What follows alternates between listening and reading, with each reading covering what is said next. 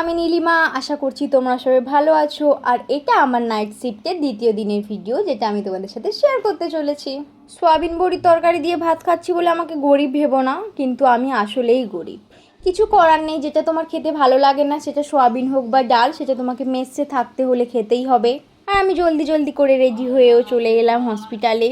মাত্র এটাই সেই জায়গা যেখানে আমাদের যুদ্ধ করে লড়াই করে থাকতে হয়, যেখানে সিনিয়ররা আমাদেরকে ভাবে পিঁপড়ে, তাই আমাদের মাথার ওপর দিয়ে সবসময় ডিঙোতে চায়।